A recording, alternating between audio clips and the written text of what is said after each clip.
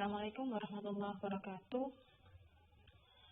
Baik, hari ini kita akan melakukan perkuliahan terkait dengan rancangan penelitian. Nah, hari ini kita akan berbicara tentang non-eksperimental dan eksperimental. Ya, jadi rancangan penelitian itu dibagi menjadi dua, yaitu non-eksperimental yang tidak ada eksperimen atau tidak ada perlakuannya, dan yang eksperimental.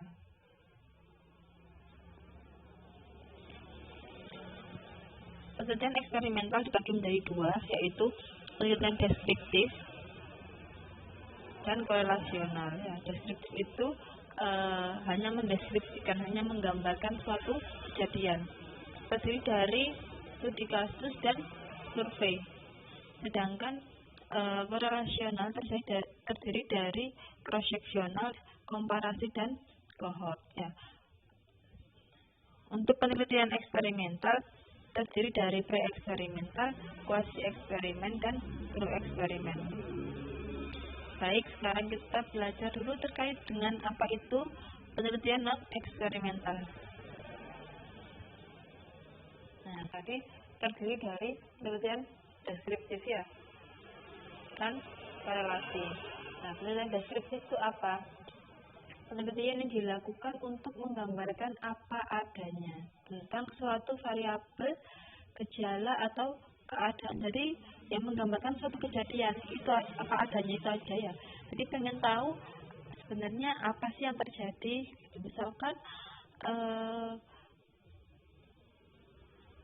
Misalkan COVID-19 ada di Kabupaten Lamongan, misalkan, itu adalah salah satu contohnya penelitian deskriptif. Karena apa? Hanya pengen tahu seberapa banyak sih kasusnya COVID di Lamongan, itu aja sebenarnya ya. Tadi penelitian deskriptif sering digunakan dalam program pelayanan kesehatan ya, terutama dalam rangka mengadakan perbaikan dan peningkatan program pelayanan kesehatan tersebut. Jadi biar tahu, misalkan tadi itu ya, kejadian COVID-19 di Lamongan misalkan. Jadi nanti biar tahu kira-kira berapa besar, sehingga nanti akan ada upaya-upaya kesehatan yang dibentuk seperti itu ya. Misalkan KB suntik, pelaksanaan KB suntik di wilayah Kecamatan Turi misalkan. Jadi apa yang digambarkan? Ya, keikutsertaan masyarakat dalam mengikuti KB suntik di Kecamatan Turi itu aja. Tujuannya hanya untuk menggambarkan, mendeskripsikan sebesar apa kejadian itu ya, sebesar apa itu terjadi ya, seperti itu. Kemudian jenisnya sebenarnya deskriptif ya, ada studi kasus. Tadi yang saya ceritakan tadi ya, penelitian yang mencakup kajian satu unit secara intensif ya, satu klien, satu kelompok, satu komunitas, atau institusi. Contohnya kejadian DBD di Kabupaten Lamongan. Ini merupakan studi kasus karena mengkaji wilayah Lamongan itu berapa sih yang nggak DBD gitu ya. Kemudian jenis penelitian deskriptif yang kedua apa? Survei, yaitu penelitian untuk menyajikan prevalensi distribusi. Survei mengumpulkan informasi dari tindakan seseorang, pengetahuan, kemampuan, pendapat, perilaku, dan nilai. Contohnya misalkan perilaku cuci tangan dalam pencegahan COVID-19 misalkan ini ya. Dan dilihat apa? Cuci tangannya masyarakat ini seperti apa sih? Seperti itu ya. Kemudian ada penelitian korelasional ya, tadi deskriptif sama korelasional. Nah, korelasional ini apa? Mengkaji hubungan antara variabel ya. Jadi variabelnya ada banyak, lebih dari satu. Ketika penelitian deskriptif, variabelnya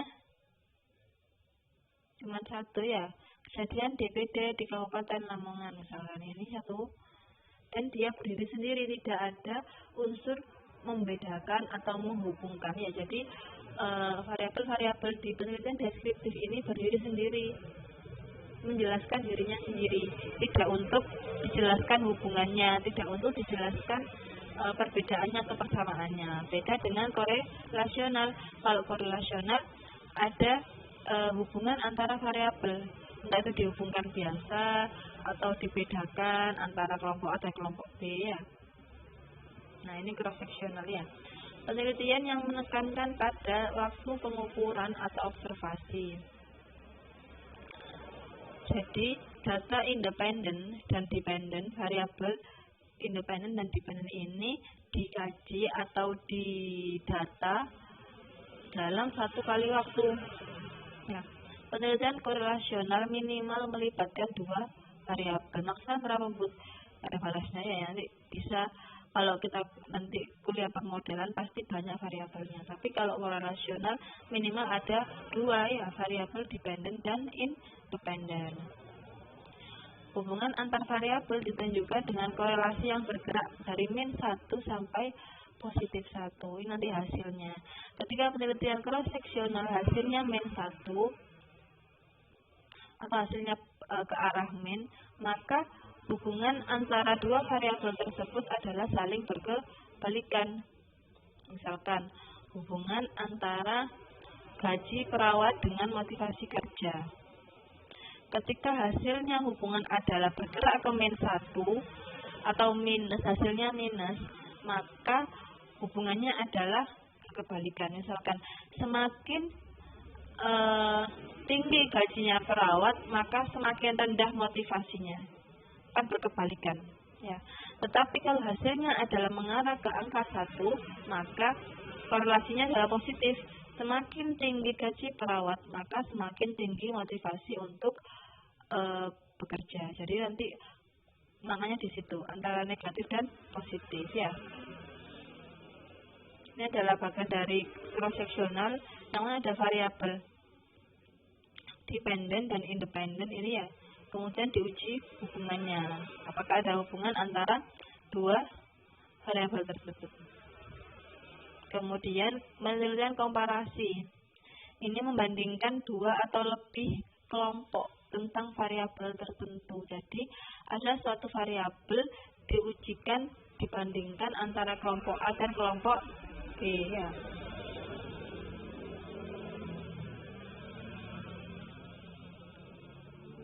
Misalkan perbedaan kadar HB ibu hamil trimester 1 dan 2. Jadi dibandingkan apa?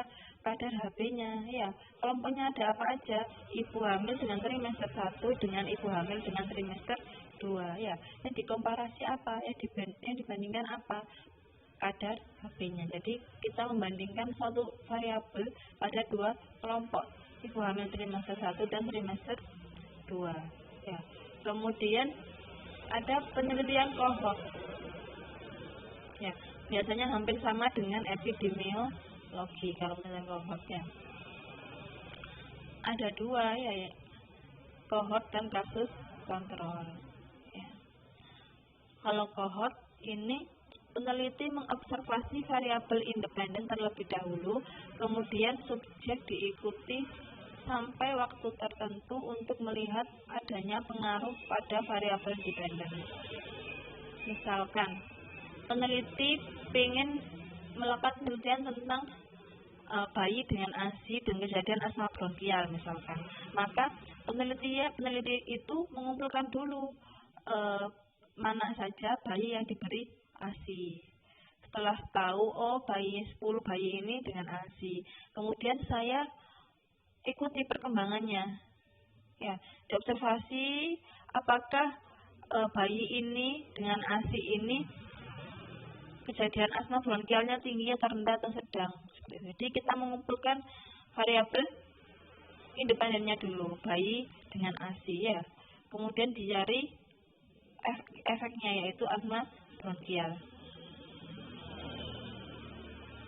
Kebalikannya yaitu case control atau retrospektif. Peneliti melakukan pengukuran pada variabel dependen dulu. Sedangkan variabel independen ditelusur secara retrospektif untuk menentukan faktor yang berperan. Jadi kalau retrospektif kita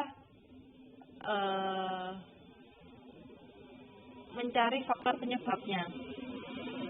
Ya, misalkan hari ini banyak pasien dengan bayi asma bronkial.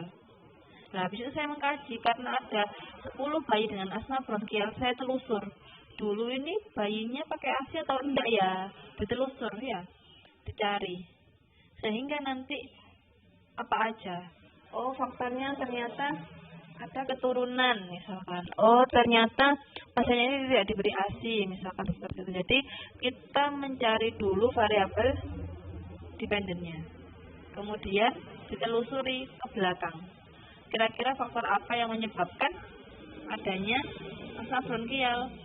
Ya, setelah itu disimpulkan dari banyak responden atau bayi, disimpulkan kira-kira faktornya asma bronkial pada bayi ini apa, itu nanti hasil penelitiannya ya. Tapi kalau misalkan yang tadi prospektif, kita telusurnya ke depan, nyari bayi ASI-nya dulu, kemudian ditelusuri, diikuti jejaknya, apakah bayi dengan ASI ini kena asma bronkial, seperti itu ya. Jadi kebalikannya, yang kohort ini adalah prospektif, yang case control adalah retrospektif. Beda jalannya, yang satu ke depan, yang satu ke belakang, seperti itu ya. Kemudian penelitian eksperimental.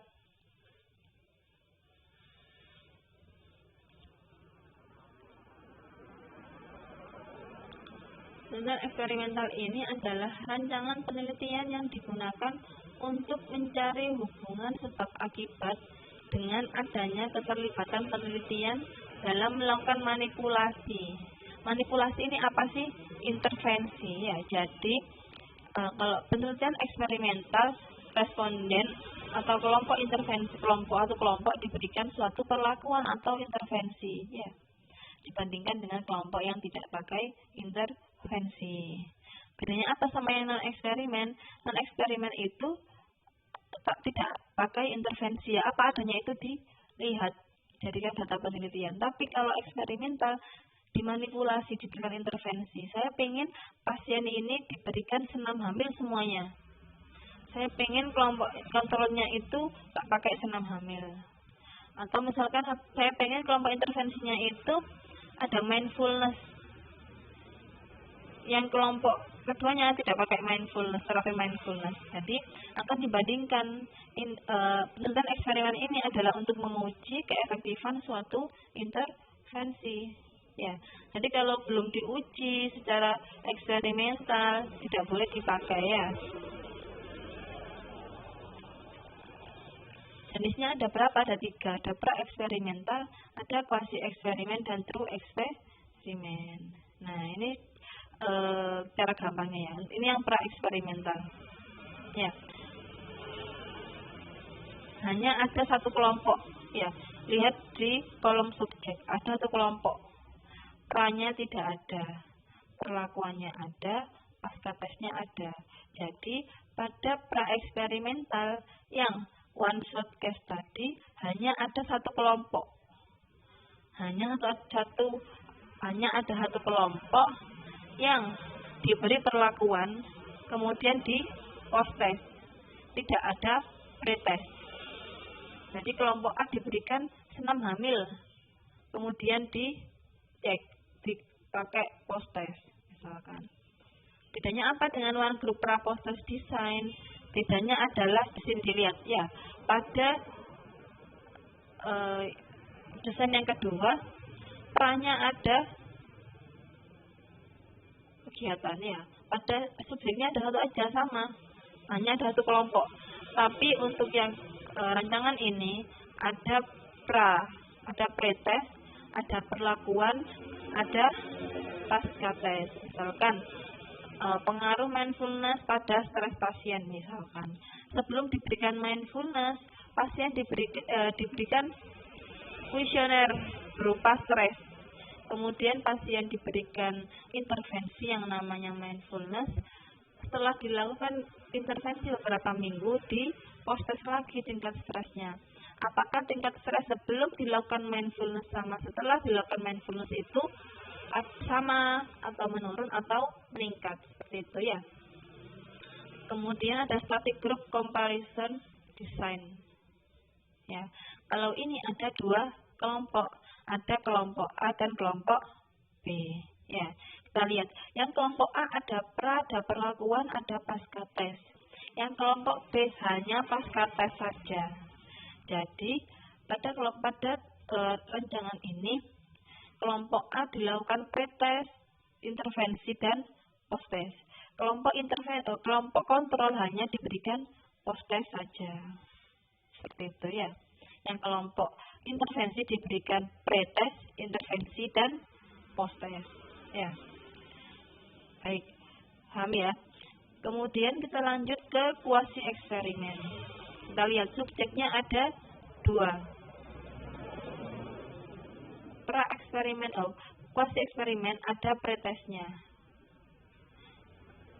Pada kelompok A dan kelompok B ada pretes dan postes. Yang membedakan adalah adanya perlakuan. Kelompok A dengan perlakuan, kelompok B tidak dengan perlakuan. Tapi sama-sama dilakukan pretes dan post-tes. Seperti itu ya. Nanti tinggal lihat tabelnya aja ya, dibaca pelan-pelan pasti paham nanti ya. Kemudian terus eksperimen.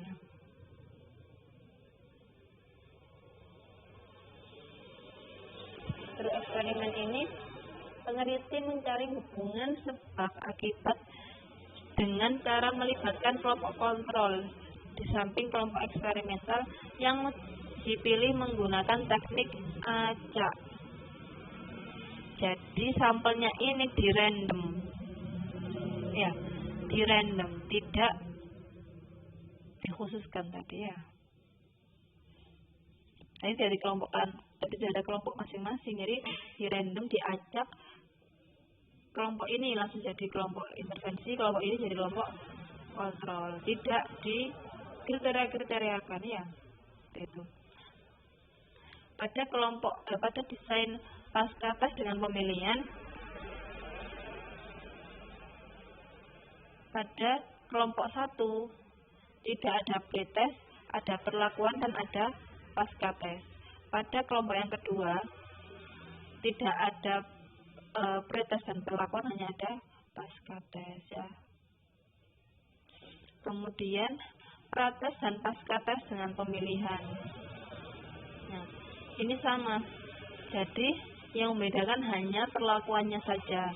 Random yang pertama diberi perlakuan, random kedua tidak diberi perlakuan. Sama itu aja ya.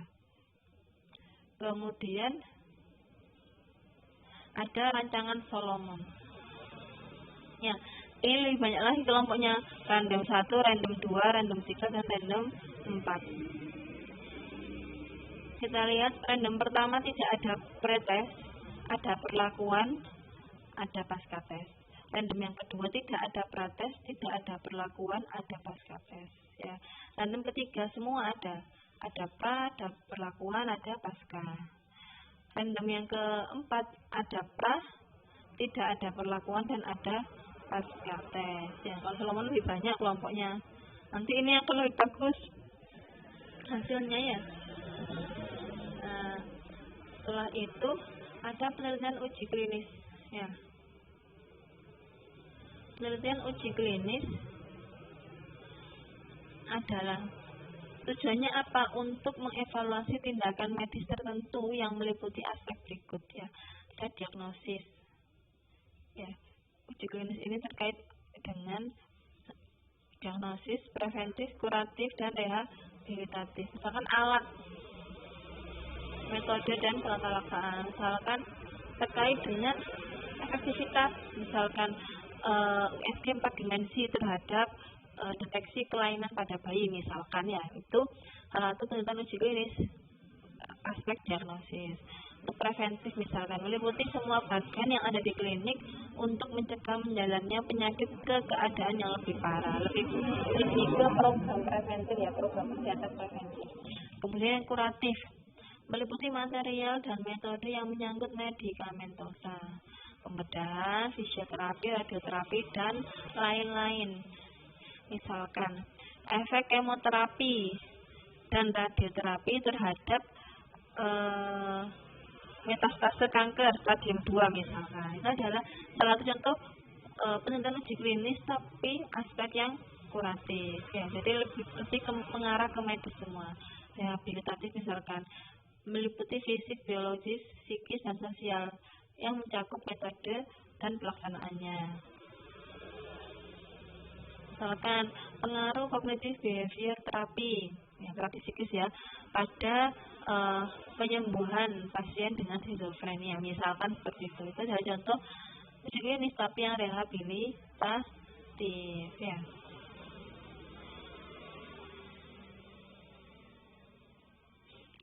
Tahap penelitian uji medikamentosa terdiri atas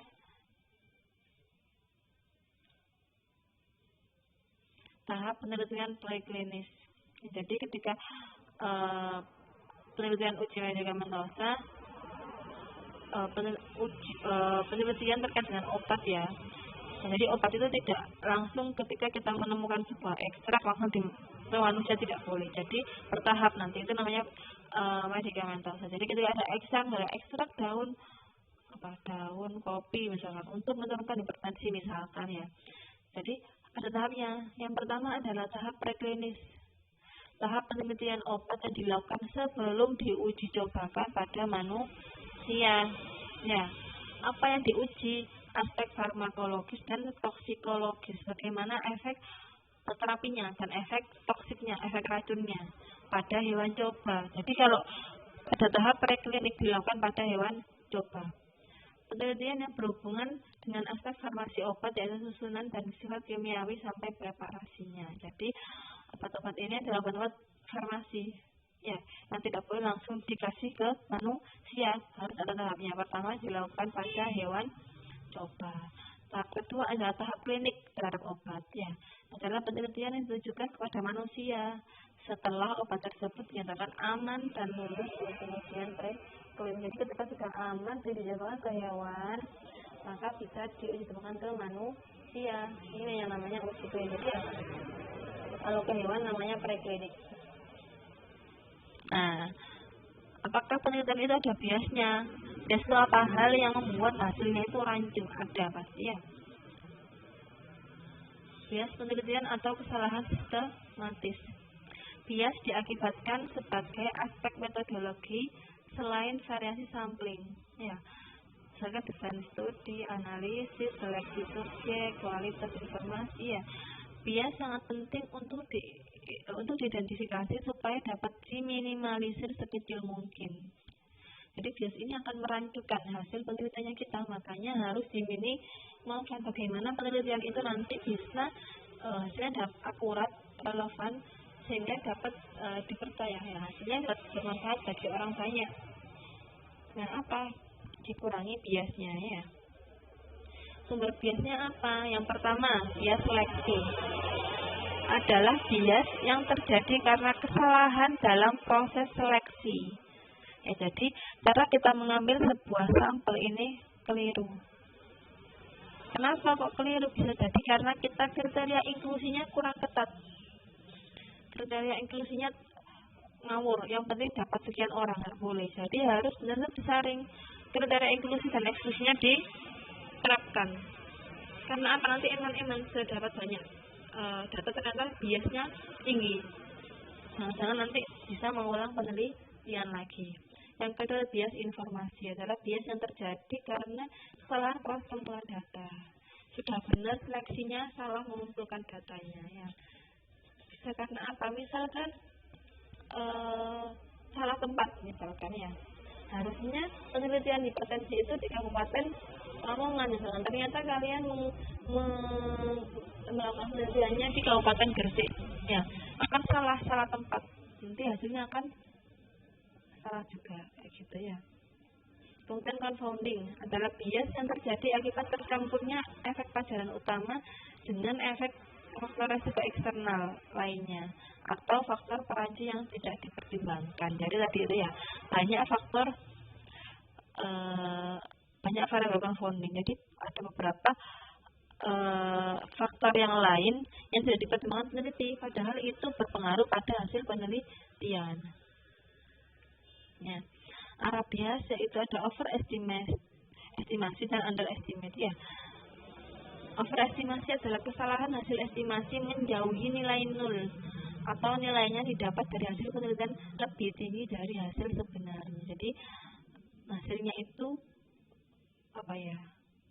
Sebenarnya hasilnya itu kayak gitu tapi lebih tinggi. Misalkan harusnya kejadian DBD di Lamongan itu adalah 25%, tapi karena ada biasnya sehingga terjadi datanya 50% misalkan. Ya, jadi lebih tinggi nilainya daripada hasil aslinya. Kalau underestimasi yaitu kesalahan yang nilainya nanti lebih rendah dari nilai sebenarnya. Ya, jadi misalkan kejadian COVID misalkan di Lamongan itu adalah misalkan 0,1%, ternyata salah, kita pengkajiannya kurang dalam sehingga hasilnya dapatkan 0,001. Nah itu ya akan terjadi kesalahan.